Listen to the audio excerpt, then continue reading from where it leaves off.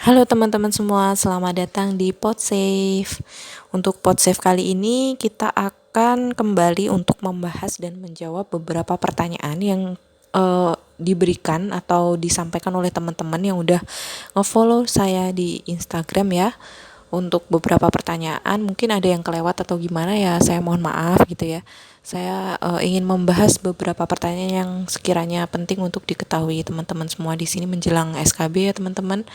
Semoga di detik-detik perjuangan ini bisa bermanfaat buat teman-teman semua. Tapi di sini kita juga nggak bakal membahas materi yang kayak gimana karena materi FR saya udah habis. Udah saya bahas semuanya di materi-materi sebelumnya. Jadi silakan dicek di materi sebelumnya ya. Untuk PodSafe kali ini kita hanya sesi tanya jawab aja gitu. Sebelumnya saya ingin mengucapkan terima kasih kepada teman-teman semua yang mengapresiasi saya, mendukung saya untuk bisa terus untuk mengonten gitu ya, membuat konten-konten tentang SKB, CPNS gitu ya. Saya mengucapkan terima kasih banyak. Tapi di sini sekaligus saya juga mohon maaf teman-teman karena niat utama saya untuk membuat konten ini adalah untuk memudahkan teman-teman semua untuk menemukan materi mengenai SKB CPNS gitu melalui FR yang telah saya bagikan, melalui materi yang saya bagikan. Semoga kedepannya saya memiliki ide yang lebih baik lagi sehingga saya bisa untuk share gitu ya. Dan saya mohon maaf juga karena ini bukan pekerjaan utama saya sebagai konten kreator gitu ya. Saya mempunyai tanggung jawab lain yang harus saya kerjakan, jadi saya belum bisa konsisten untuk memberikan konten-konten kepada teman-teman. Tapi sebisa mungkin apabila saya sempat untuk membuat konten, pasti saya sempatkan untuk membuat tanya jawab atau membuat materi untuk teman-teman semua, begitu ya. Untuk pertanyaan pertama adalah ada pertanyaan seperti ini. Untuk tes SKB apakah ada soal hitung-hitungan seperti itu? Misalkan mungkin kebisingan ya. Kalau kebisingan kan ada rumus log dan lain sebagainya. Apakah seperti itu keluar? Jawabannya adalah untuk tahun lalu tidak sih teman-teman. Nggak ada soal angka-angka dan lain sebagainya yang keluar. Paling yang ditanyakan adalah disable atau nilai ambang batas pendengaran seseorang, misalkan seperti itu. Mungkin itu masih ada kemungkinan untuk ditanyakan, tapi untuk menghitung hitungan yang terlalu panjang menggunakan rumus seperti itu sepertinya tidak. Tapi apabila teman-teman mungkin bertanya apakah ada kemungkinan keluar ya, mungkin bisa saya jawab bisa, cuma kemungkinan kecil seperti itu. Lalu ada yang bertanya lagi mengenai apakah NAB juga akan keluar secara mendetail gitu ya, sampai ke NAB virus, bakteri, unsur-unsur kimia gitu. Untuk tahun lalu kebetulan teman-teman udah cek di video sebelumnya kan, udah saya share semua untuk FR-nya.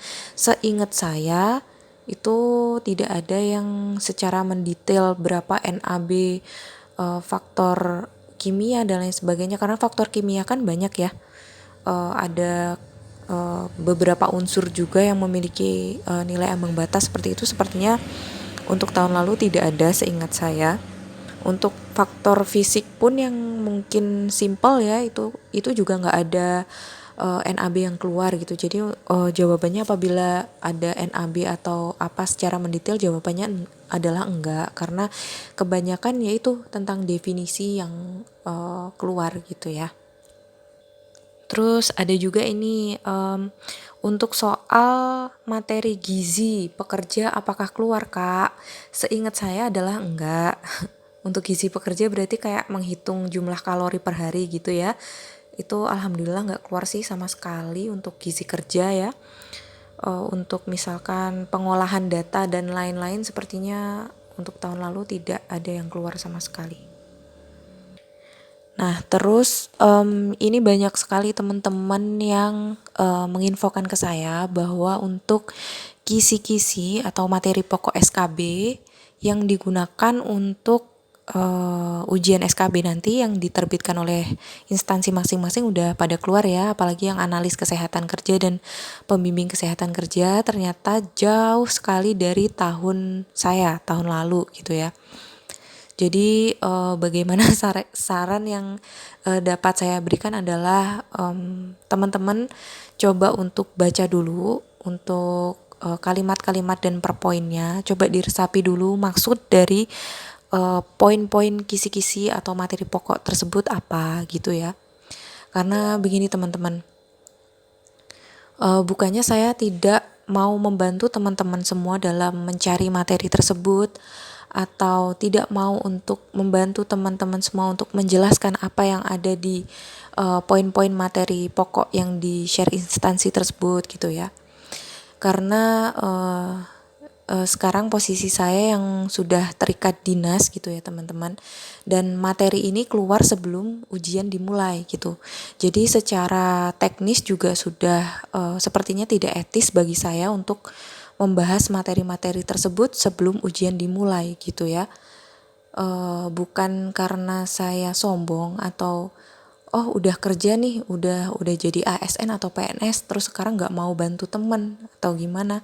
Bukan seperti itu ya teman-teman, karena sebagai ASN, sebagai PNS itu sudah ada kode etik dan peraturan yang mengikat yang mengharuskan kami semua untuk menaati peraturan dan kode etik tersebut. Nah, apabila saya mencoba untuk membahas materi tersebut, apalagi sebelum ujian dimulai, sepertinya sangat tidak etis dan dapat melanggar kode etik gitu ya.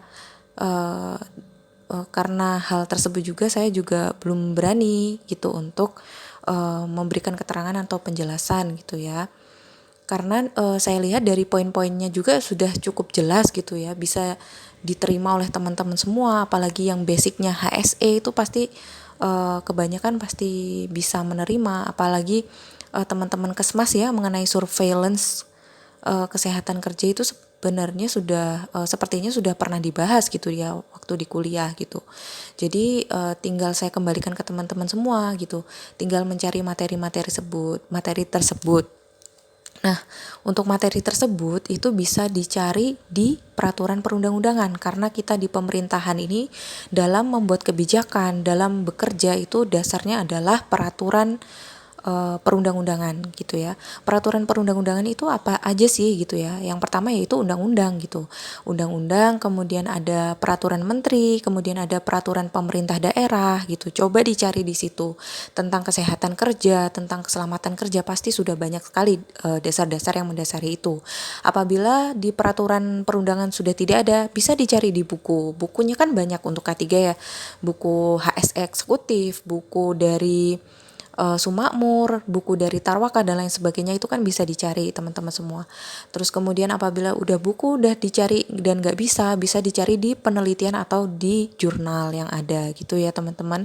Jadi bukannya di sini saya udah nggak mau konten atau nggak mau membantu teman-teman semua, tapi ini kembali lagi ke tanggung jawab saya sekarang gitu ya.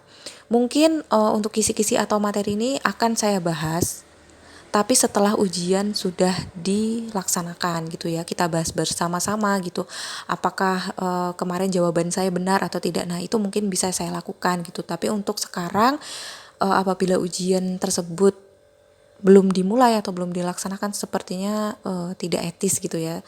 Apalagi kemarin juga sempat ada warning juga bagi ASN untuk share FR dan lain sebagainya, itu akan mendapatkan peringatan atau sanksi seperti itu ya teman-teman. Jadi saya mohon untuk dimaklumi gitu. Terus banyak juga yang bertanya, apabila kisi-kisi sekarang sudah keluar nih Kak, apakah saya perlu untuk mempelajari kisi-kisi sebelumnya? Saya tidak berani menjawab ya atau tidak ya, karena saya takut salah atau misalkan meleset perkiraannya gitu ya. Yang bisa saya kasih saran ke teman-teman semua ya, yang utama dan yang paling utama adalah mempelajari kisi-kisi yang sudah diterbitkan instansi sekarang sesuai dengan formasi kakak-kakak masing-masing gitu ya. Misalkan analis kesehatan kerja kan sudah ada kisi-kisinya, ya udah dipelajari kisi-kisi formasi kesehatan kerja, analis kesehatan kerja maksud saya. Apabila pembimbing kesehatan kerja sudah keluar, ya dipelajari yang pembimbing kesehatan kerja. Terus misalkan oh saya udah mempelajari semua poin-poin ini nih, saya masih banyak waktu luang gitu, terus saya ingin mempelajari kisi-kisi tahun lalu, monggo saya persilahkan gitu ya, asalkan kakak-kakak semua bisa menguasai semua materi yang kakak-kakak pelajari gitu, nggak sampai keteteran atau bagaimana ada yang seharusnya paling utama dipelajari tapi malah nggak dipelajari, jangan sampai seperti itu gitu ya. Lalu ada yang bertanya juga, ini saya gimana ya caranya untuk belajar kak gitu, saya bingung sekali mau belajar dari mana gitu. Ya dipelajari dari poin pertama gitu, dari poin pertama itu dikumpulin semua materi, dikumpulin entah dari itu jurnal, dari perundangan dan lain sebagainya, itu dikumpulin semua, kemudian diresum atau dirangkum gitu ya. Karena resum atau merangkum itu juga salah satu cara untuk memudahkan kita dalam belajar gitu ya. Kita sambil menulis, sambil membaca itu tidak sadar kita juga merekam itu di kepala gitu ya. Jadi itu sangat memudahkan kita untuk belajar gitu ya. Jadi ketika kita udah merangkum semuanya, kemudian kita mencoba untuk membaca ulang, itu lama-lama akan direkam oleh memori otak dan bisa menghafal gitu ya, atau bisa langsung menghafal gitu. Jadi ya itu, misalkan teman-teman semua aduh bingung nih belajar dari mana, coba diresum deh dari poin pertama sampai poin terakhir gitu, terus dibaca berulang kali atau langsung dihafalkan boleh gitu ya. Atau misalkan teman-teman semua sulit untuk menghafalkan terlalu banyak poin gitu ya, dibikin kalimat yang singkat atau intinya saja dari materi tersebut gitu ya, sehingga memudahkan kita untuk belajar. Atau misalkan juga teman-teman semua udah sulit banget untuk belajar, udah gak masuk otak atau gimana, coba direkam, dibaca sambil direkam, terus hasil rekaman itu diputar secara berulang kali, didengarkan secara berulang kali, itu juga bisa membantu teman-teman.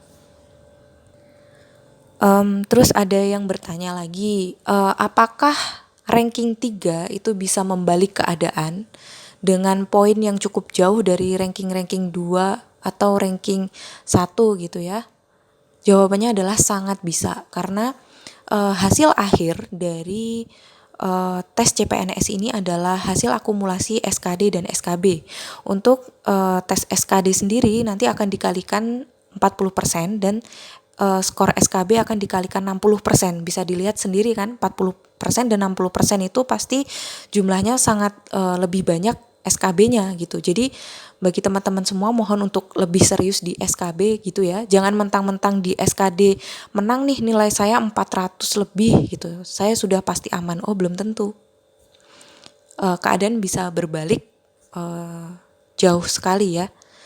Mungkin yang ranking 3 bisa jadi ranking 1, ranking 2 bisa ranking 1, atau ranking 1 tambah jaya juga bisa juga gitu. Jadi segala kemungkinan masih bisa terjadi di SKB ini.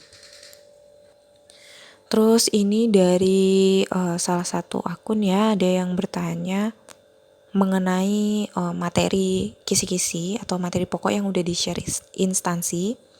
Balik lagi ke jawaban yang tadi gitu ya teman-teman. Saya mohon maaf, saya bukan tidak mau membantu atau tidak mau menolong teman-teman semua gitu ya. Tapi balik lagi ke tanggung jawab dan amanah yang sekarang saya punya gitu ya. Saya mohon maaf sebesar-besarnya teman-teman itu. Tapi ini ada yang minta untuk share pengalaman SKB. Untuk share pengalaman SKB ya, waktu itu karena COVID juga sih, saya tertolong COVID ya teman-teman.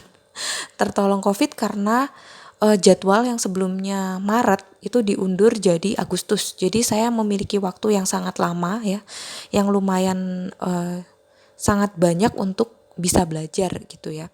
Mempelajari banyak materi, mempelajari banyak jurnal, buku gitu. Jadi saya sangat bersyukur sekali sih di tengah-tengah musibah gitu ya, musibah bagi kita semua, tapi itu menolong saya untuk saya bisa mendapatkan rezeki sebuah pekerjaan gitu ya. Nah, bagi teman-teman semua mungkin ini udah mepet atau gimana ya, jangan khawatir teman-teman, bisa dimaksimalin waktunya gitu ya. Mulai dari sekarang mulai untuk mengumpulkan materi, kemudian membuat resume gitu ya, untuk kemudian mulai untuk dipelajari dan dihafalkan gitu ya. Saya dulu juga kayak gitu, bingung gimana ya, apalagi saya nggak ada guideline yang pasti nih. Kalau sekarang kan enak kan, ada guideline yang pasti di setiap formasi gitu ya. Karena saya ini dulu jabatannya teknis, jabatan pelaksana, jadi saya harus mencari tuh yang serumpun apa ya, saya pikir. Kemudian saya ketemu pembimbing kesehatan kerja itu, lalu saya ikuti tupoksinya apa, baru saya kumpulkan materi yang sesuai dengan tupoksi itu gitu. Jadi kalau dibilang saya lebih sulit, ya lebih sulit dan lebih gampang teman-teman semua sekarang karena sudah sesuai dengan formasi masing-masing gitu. Teman-teman semua tinggal ngumpulin materi, kemudian tinggal mempelajari itu gitu. Jadi semangat buat teman-teman semua, jangan menyerah karena tinggal satu langkah lagi teman-teman untuk bisa dapetin kursi panas ya, kursi PNS ini. Semoga rezeki ada di tangan teman-teman semua gitu ya. Jangan lupa berdoanya juga, jangan lupa restu orang tua, itu yang paling penting. Tuh. Untuk jumlah soalnya berapa sih untuk SKB ini? Untuk SKB ini sepertinya kalau tidak salah ya sama dengan SKD untuk jumlah soalnya ya. Sama persis, waktunya juga sama juga gitu. Untuk model CAT-nya seperti apa ya, sama seperti SKD ya, masuk ruangan, kemudian menempati komputer masing-masing, kemudian ada PIN yang dibagikan oleh BKN, kemudian mulai mengerjakan seperti itu. Sama persis seperti SKD, teman-teman. Jadi nggak usah panik, nggak usah resah gitu ya, bingung, aduh aku harus bagaimana gitu. Untuk Pemda sih sementara ini cuma CAT aja ya, yang untuk ada mungkin tes wawancara atau psikologi itu dari kementerian atau pusat. Oke, ya itu saja yang bisa saya sampaikan ya untuk tanya jawab kali ini. Singkat-singkat saja sih, karena kebanyakan yang ditanyakan adalah untuk materi yang sebelumnya sih, FR saya yang 2019. Karena sekarang kan untuk FR itu sudah bisa dibilang nggak berlaku lagi ya, karena semua udah fokus ke materi masing-masing yang sekarang udah di-share. Misalkan ada instansi yang belum share, mungkin bisa dicari gitu ya. Kemarin ada Pemkot Solo kalau nggak salah udah launching tuh materi pokoknya, bisa di-download di websitenya untuk analis kesehatan kerja dan pembimbing kesehatan kerja gitu ya. Atau mungkin teman-teman semua udah mulai cari-cari grup di Telegram, itu biasanya bertebaran sih, banyak banget yang bikin grup gitu sesama pejuang CPNS gitu, bisa coba untuk dicari gitu ya. Oke, itu aja yang bisa saya sampaikan ya untuk sesi Podsave kali ini. Saya sekali lagi mohon maaf kepada teman-teman semua ya. Untuk konten ini juga saya jarang-jarang karena memang kesibukan juga, karena ini akhir tahun ya teman-teman. Entah itu pemerintahan, entah itu perusahaan swasta ya. Semuanya berlomba-lomba untuk tutup buku ya. Jadi semua kejar setoran, kejar target. Jadi saya juga mohon maaf kalau misalkan jarang untuk mengonten gitu ya. Oke, teman-teman, saya akhiri ya untuk Podsave kali ini. Semoga bisa bermanfaat untuk teman-teman semua. Semangat, semoga sukses untuk semuanya. Amin. Assalamualaikum warahmatullahi wabarakatuh. Sampai jumpa.